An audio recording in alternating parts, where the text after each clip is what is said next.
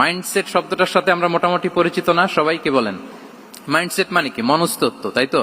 মানুষের mental attitude, সে যেভাবে ভাবে, যেভাবে চিন্তা করে, একটা মানুষ তার চারপাশের জগৎটাকে যেভাবে দেখে, যেভাবে ভাবে, যেভাবে চিন্তা করে এবং যেভাবে সে সিদ্ধান্ত নেয়, এটাকে বলে তার mindset, the way of thinking.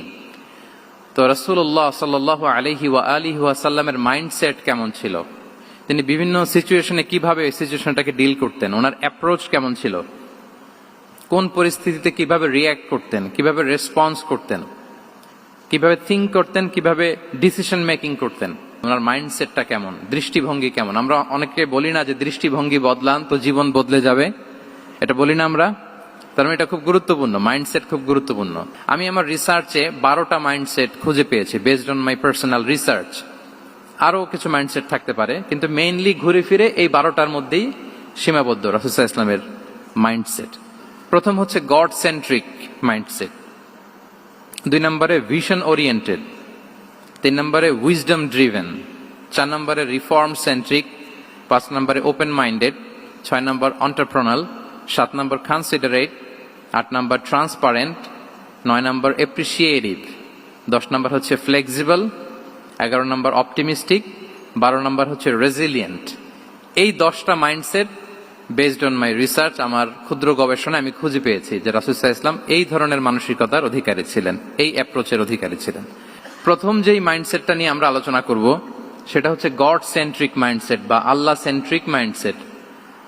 অর্থাৎ রাসূল সাল্লাল্লাহু আলাইহি ওয়াসাল্লাম যে কোনো কাজে তিনি আল্লাহ তাআলাকে ফিল করতেন, আল্লাহ তাআলাকে তিনি অনুভব করতেন, ফিল করতেন।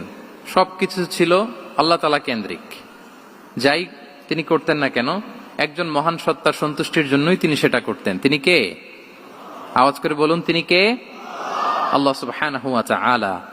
তার সন্তুষ্টির জন্যই তিনি সবকিছু করতেন এবং সব সময় তিনি এটা ফিল করতেন যে আমার আসল ভরসা স্থল হচ্ছে আল্লাহ তাআলা। আল্লাহকেই তিনি ওনার নিজের অভিভাবক হিসেবে সবসময় চিন্তা করতেন এবং তার দয়ার পরশেই যে আমরা বেঁচে আছি, তিনি যে আমাকে আগলে রেখেছেন, সার্বক্ষণিক এটাকে মনের মধ্যে ধারণ করা, সবসময় এই চিন্তাটা ভেতরে লালন করা, এটাকেই বলে গড সেন্ট্রিক মাইন্ডসেট বা আল্লাহ সেন্ট্রিক মাইন্ডসেট।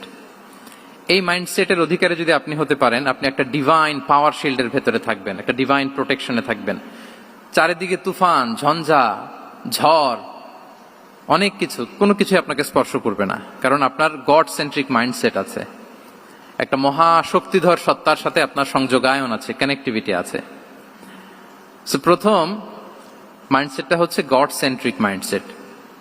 রাসূল সাল্লাল্লাহু আলাইহি ওয়াসাল্লাম সবসময় সবকিছু আল্লাহ তাআলার সন্তুষ্টির জন্য করতেন এবং তিনি ভাবতেন আমার কেউ না থাক, আল্লাহ আছে। যার কেউ নাই তার কে থাকে? বলুন তো সবাই, যার কেউ নাই তার কে আছে? আল্লাহ আছে। এটাই হচ্ছে গড সেন্ট্রিক মাইন্ডসেট।